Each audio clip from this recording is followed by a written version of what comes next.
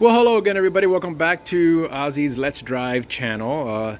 Today on the LR90, I have prepped it to go to the body shop. It's going back to the body shop tomorrow. This time, it's going to have the front half painted. Doors will stay white. Everybody always asks, so what color are you going to paint it? Well, it's going to be like that. Green, white roof, white back, and green front.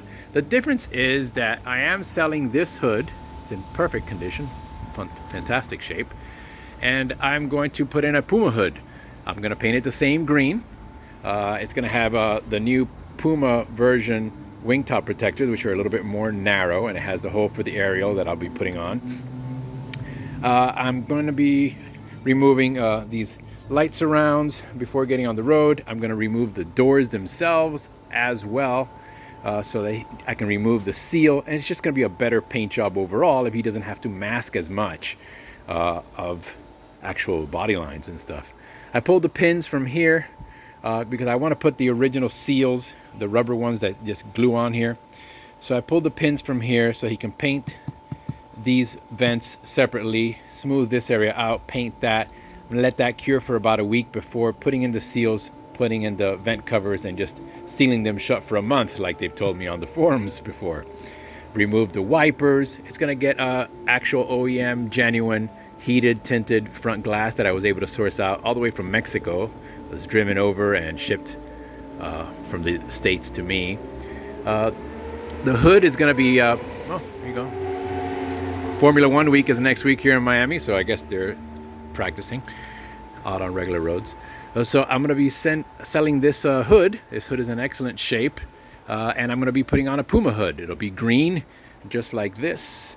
And I'm gonna see how I like it. If I want to have some anti-reflective parts on the top, maybe I'll get that tread protector that goes on the top of the Puma, which is extremely expensive from Rover's North, but it's a one piece and it's really nice, and it'll strengthen up the hood quite a bit, even though that hood is probably the strongest one that Defender has made.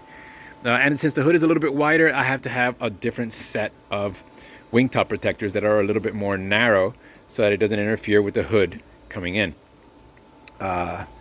So I'll have to fill in some of these holes because the new wing top is not as long. It comes over to maybe around here.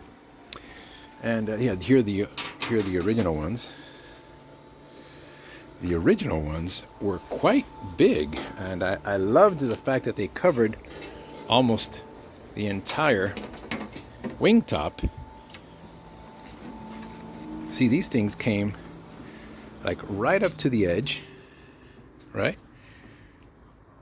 up to the inside edge, just off the outside. So the new ones only come up to about here, and then the aerial hole ends up being right here. So I'll end up installing an antenna, since I'm going to be installing a nice stereo system.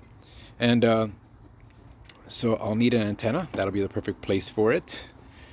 Since this is just a kind of like a ram air thing. Same thing here. Check out the nifty in-engine bay relay and fuse box that was developed by Joe Betteridge over at Jolly Roger 4x4, or Jolly Rover 4x4, sorry.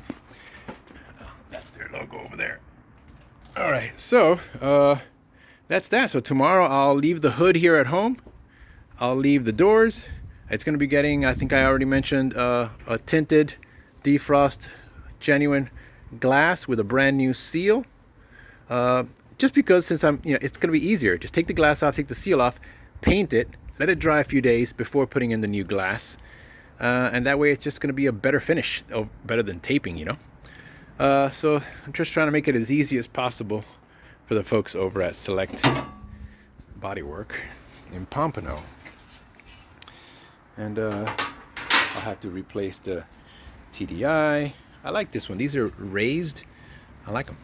I have the original ones, but I think I'm going to redo these. And that way, while I have doors over here, I can just go ahead and work on installing the optimal extended mirror arms that have the puddle lamps on them, and figure out how to wire it into the door, because that's almost like no space there. And if you drill right into here, you're drilling into the front edge of the door. You're not really drilling into the door cavity. So I got to figure that out. And I also got to figure out how to take these off They're not the new style that just slide off. I think I have to pop the front and access to screws, because there's two screws protruding into the fender from the inside. Used to have the small hole. But there it is. That's what we're up to. I'll try to post some updates from the body shop. Thanks again. Be well.